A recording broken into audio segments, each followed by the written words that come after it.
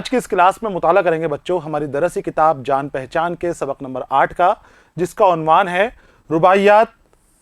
और ये रुबाइयात मीर अनीस की लिखी हुई रुबाइयाँ यहाँ पर इस सबक में शामिल हैं। रुबाइयात रुबाई की जमा है और रुबाई का माने है ऐसी नज़्म जो 4 मिसरों के ऊपर मुश्तमिल हो। 4 मिसरों पर मुश्तमिल नज़्म को रुबाई कहते हैं। आपको रुबाई की तारीफ भी याद कर लेनी है। और रुबाई बच्चों अरबा से बना है, अरबी ज़ुबान का लफ्ज़ है अरबा, इसके माने 4 के होते हैं और इसीलिए 4 मिसरों के ऊपर मुश्तमिल नज़्म को रुबाई कहा जाता है। रुबाई के अंदर 4 मिसरों में ही शायर को अपनी बात कहनी होती है, अपना पैगाम पहुंचाना होता है। हालांकि हर 4 मिसरों पर लिखी हुई नज़्म को रुबाई नहीं कहा जा सकता। रुबाई के लिए बहर और रुबाई के जो वज़न हैं वो असातिज़ा ने मुकर्रर कर दिए गए हैं। उन्हीं की मुकर्रर करदा बहर पर और उन्हीं मुकर्रर करदा वज़न के ऊपर रुबाई कही जाती है। उसके अलावा अगर रुबाई कही जाएगी तो फिर वो रुबाई की सिन्फ नहीं मानी जाएगी। असातिज़ा ने रुबाई के 24 औज़ान मुकर्रर किए हैं और बहर हज़ज में ये लिखी जाती है। उन 24 औज़ानों में से किसी एक औज़ान के ऊपर ही रुबाई लिखी जाती है।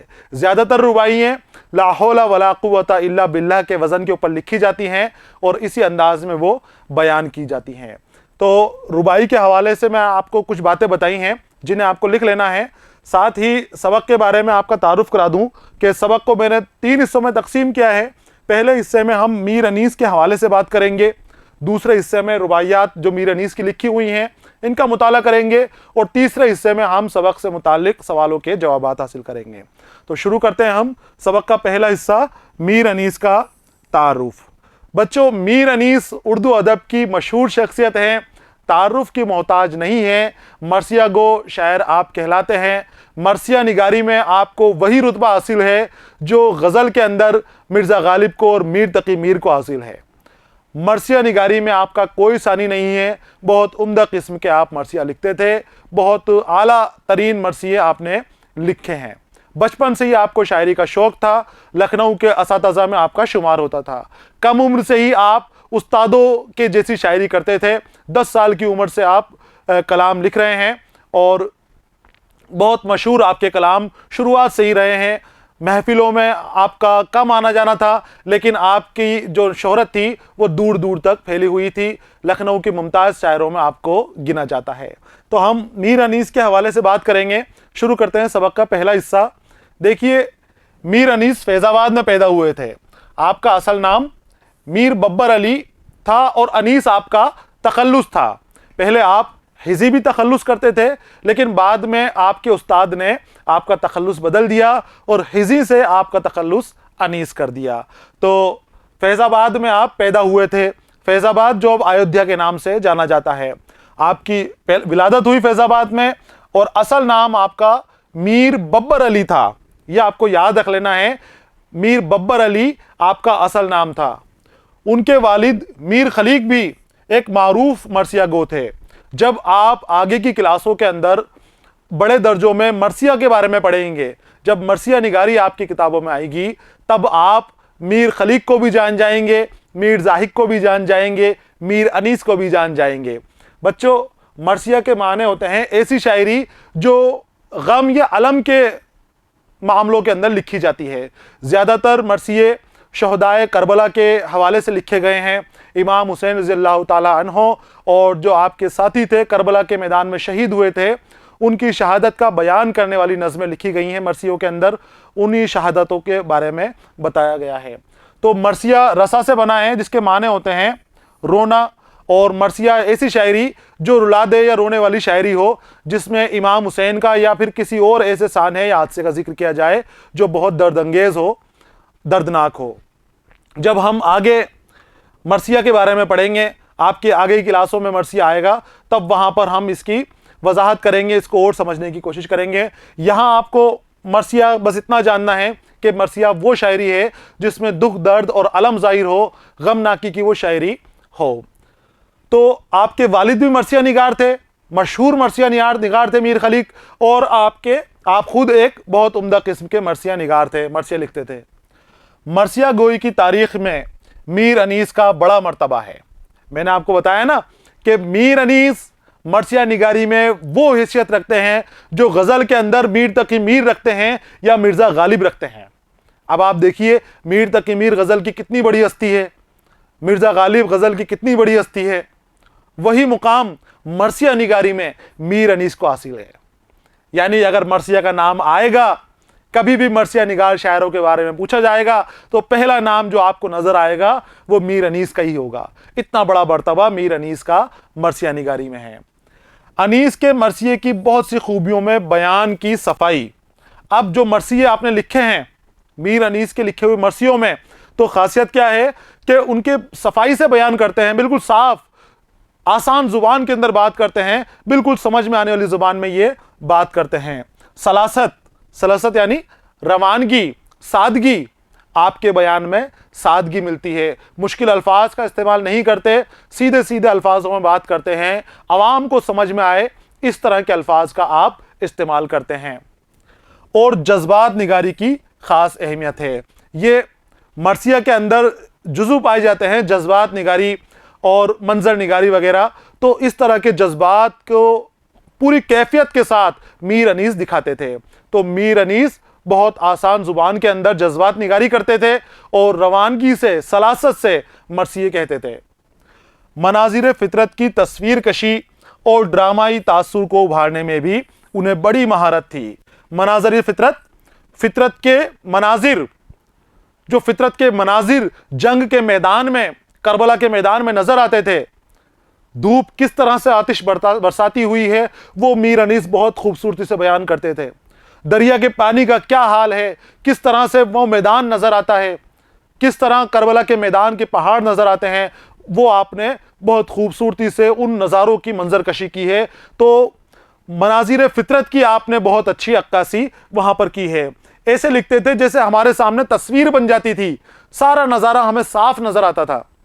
और साथ ही ड्रामाई तासुर को उभारने में भी उन्होंने बड़ी महारत हासिल थी। ड्रामाई तासुर, ड्रामे के असरात जो मरसिया में पाए जाते हैं ताकि मरसिया और असरदार हो सके।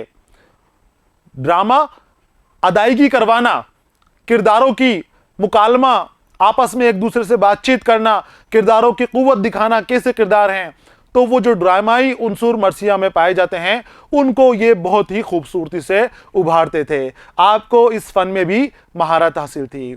आप जो मरसिया निगारी करते थे, आपने मरसिया निगारी के साथ साथ ही जो दिगर उलूम व फनून होते हैं, चाहे वो तलवारबाजी का हो, चाहे वो सिपाहगिरी का हो या कोई दूसरा फन हो, आपने जो शायरी में काम आए ऐसे फनों की बाकायदा ट्रेनिंग ली थी, सीखा था, उनको असतज़ा से सीखा था, और वही आपकी फन की खूबसूरती को बढ़ाने के लिए काफ़ी है। मीर अनीस ने मरसियों के अलावा रुबाइयाँ, नोहे और सलाम भी लिखे हैं। आपने पहला सलाम सिर्फ 10 साल की उम्र में लिख दिया था और आपके वालिद को दिखाया था। शायरी तो आप जब 6 साल 7 साल के थे तब से शुरू हो गई थी। कुछ मुहक्किकीन बताते हैं कि 6-7 साल के जब आपकी उम्र थी तो खेल खेल में ही आप मौजू अशार को बोल दिया करते थे। मौजू अशार आपकी जुबान से खुद ब खुद रवाना हो जाते थे, आपको भी पता नहीं चलता था कि आपने क्या शेर बोला है, और वो अशार आपकी जुबान से जारी हो जाते थे। और बाकायदा 10 साल की उम्र में, बगैर किसी ट्रेनिंग के, बगैर किसी उस्ताद के, 10 साल की उम्र में आपने पहला सलाम लिख दिया था। सलाम लिख के अपने वालिद साहब को दिखाया कि देखिए अब्बू मैंने सलाम लिखा है। आपने वालिद साहब हैरत में पड़ गए आपका सलाम देखकर, और आपको मना कर दिया कि अभी इस तरफ रुजू नहीं करना, अभी आपकी तरबियत का वक्त है, आप इल्म हासिल करिए और उसके बाद इधर जाइए। 14-15 साल की उम्र में आप महफिलों में जाने लग गए थे, लेकिन छुप छुप कर आप उन महफिलों के नज़ारों के मुताबिक जो अशार वहाँ पर हो रहे हैं उस तरह के आप अशार लिखा करते थे। जब आपके वालिद ने आपके अशारों को असतज़ा को दिखाया तो वो उनको देखकर हैरत में पड़ गए कि इतना 14 साल का छोटा 15 साल का बच्चा, जो 14-15 साल का हुआ है, अभी कमसिन उम्र का है, और ये बच्चा उस्तादों के जैसी शायरी कर रहा है, असतज़ा के मुकाबले की शायरी ये बच्चा इतना सा कर रहा है। तो फ़न आपके अंदर कुदरती था, आपको अपनी पैदाइश से ये मिला हुआ था। तो सलाम आपने लिखे, नोहे लिखे और रुबाइयाँ भी लिखी हैं। आपने मरसिए लिखे, नोहे लिखे, सलाम लिखे। नोहे ये भी मरसियों के जैसे ही लिखे जाते हैं। ये दर्द भरी दुख भरी एक नज्म होती है जो मरसियों का एक हिस्सा होता है, बैन, उस हिस्से के ऊपर ये नज़में मुश्तमिल होती हैं। यानी वहाँ पर दर्द और बयान का, गम का इजहार इन नज़मों में किया जाता है। इन्हें नोहे कहते हैं। और रुबाइयाँ 4 मिसरों पर मुश्तमिल नज़्म को रुबाई कहते हैं। और रुबाई के अंदर ही, एक रुबाई में यानी 4 मिसरों के अंदर ही शायर अपनी बात को पूरी तरह से कह देता है। लेकिन उर्दू शायरी की तारीख में वो अपने मरसियों की वजह से ही एक मुमताज़ मुकाम रखे हुए हैं।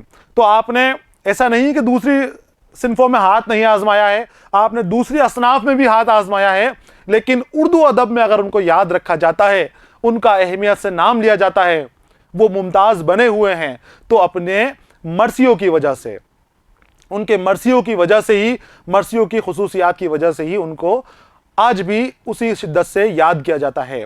मीर अनीस के बारे में एक और ख़ास बात बता दूं आपको बच्चों कि आज तक मीर अनीस सबसे ज़्यादा पढ़ने जाने वाले शायरों में से एक शायर हैं। सबसे ज़्यादा पढ़ा जाता है आपको पूरी दुनिया के अंदर, क्योंकि आपके जो मरसिये हैं, जो नोहे हैं, वो बहुत आला किस्म के हैं, उम्दा किस्म के मरसिये आपके लिखे हुए हैं। तो बच्चों, यहाँ पर हमारा मीर अनीस के हवाले से जो मुख्तसर तारुफ हमने हासिल किया मुकम्मल हो गया है। यहाँ हमने मीर अनीस की ज़िंदगानी के हवाले से मुख्तसर मालूमात हासिल की है और साथ ही कलाम की खुसूसियात के हवाले से भी हमने यहाँ मालूमात हासिल की। सबक का पहला हिस्सा मुकम्मल हो गया है। अगले हिस्से के अंदर मीर अनीस की रुबाइयात के हवाले से हम बात करेंगे। रुबाइयों के बारे में भी और अहम मालूमात हम सबक के दूसरे हिस्से में हासिल करेंगे। तो अगला हिस्सा आने तक आपको इंतज़ार करना है। पढ़ते रहिए, खुश रहिए। अलविदा।